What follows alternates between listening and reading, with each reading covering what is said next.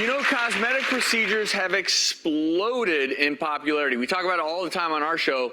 15.6 million cosmetic procedures being performed just last year alone. And with new treatments coming out all the time, it's hard to keep track. This is Carol's story. When I was in my 20s and 30s, people took notice of me. I was attractive. I felt confident.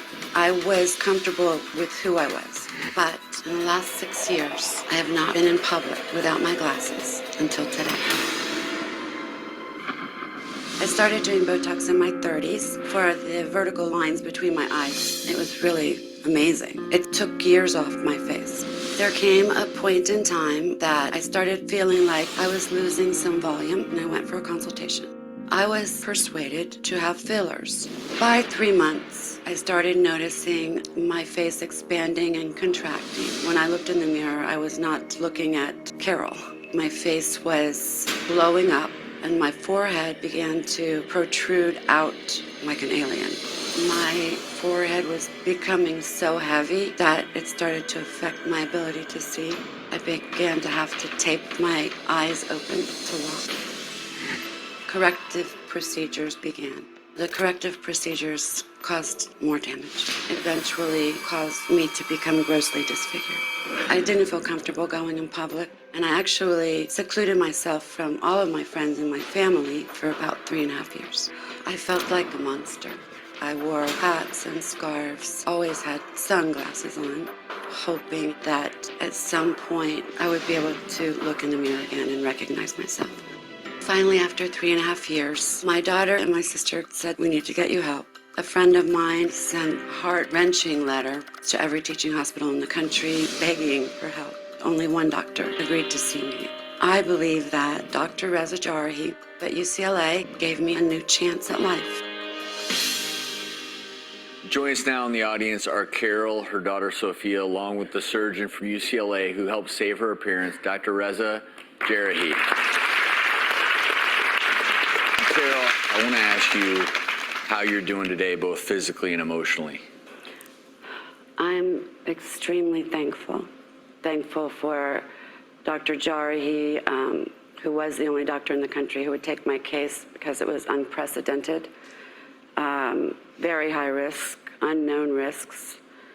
And I don't even think he knew what he was going to do when he said he wouldn't let me stay that way.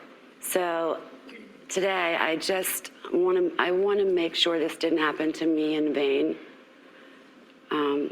So I will work tirelessly not to ever allow this to happen to anyone again. What happened to me? I can relate to where you were coming from. Very attractive woman. Most people are seeing that photo of you saying, "Why did she touch her face?" Well, you're going in for what you felt was a simple injection. What can that hurt? You trusted the doctor. You trusted what this doctor was injecting into your face. And the three of us as board-certified plastic surgeons, we've all seen this. People that have received silicone injections in the face, in the body, in the breast. And I can see why you would be talked into that, because when you say, okay, silicone is permanent, that sounds great. Oh, I don't have to come back. I don't have to come back. I'm going to address the issue and it's taken care of. Well, what the problem with silicone is you never know how it's going to react. It is permanent. In so many cases, it's just a matter of time that it is going to become an inflammatory problem. So that being said, Reza, let's get you involved. And I just want to say, first of all, that I know you as a colleague. We go way back, and I'm so proud that you stepped up to the plate. Everybody said, no, I don't want to do it. And I understand why. We've been in that position. When you take this on, it now becomes your patient and your problem. All the things that were created by somebody else are now your issue. Yeah, well, I'm glad I made the decision because Carol is a dream patient. I mean, she was in a very difficult position. And you taught me this, Drew, when I was a resident, that you can't give up on people because the challenges are difficult.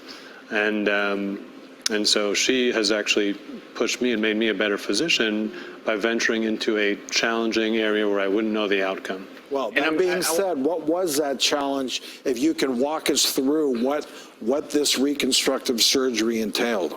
The first surgery was just a surgery to lift the brows to allow her to see.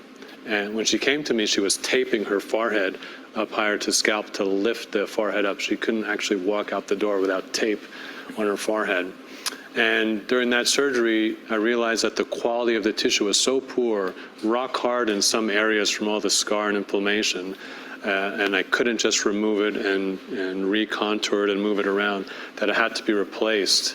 So along with one of my partners at UCLA, we did a very major invasive surgery, and you saw one of the photos there, where we took a block of skin and fat from her back and used that to completely resurface the forehead. And then the last major surgery was to try and essentially do like a facelift to take the bulk of silicone and other materials that was filling out the middle and lower parts of her face and cheek to give her just a more natural contour to the face.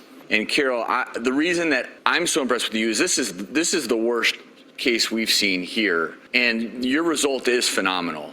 And where you came from, I want to ask your daughter quickly, because you're bravely holding your mom's hand, Sophia. You're part of the reason that your mom is here today. I don't think she would be here or have sought help if it weren't for you. So kudos to you. But what allowed you to convince your mom that it was time to start living again? I just felt like it was time. I hadn't seen my mom's eyes in 4 years. I hadn't been able to look into her eyes in 4 years, and I just knew she had a better quality of life than what she was living. So I just felt like she needs to be out in the world again. Carol, You're never going to go back to where you were before this all started, but hopefully somewhere along this journey, you've gotten your life back. It sure seems like you have a wonderful daughter by your side. Dr. Jerry, thank you for taking this case on.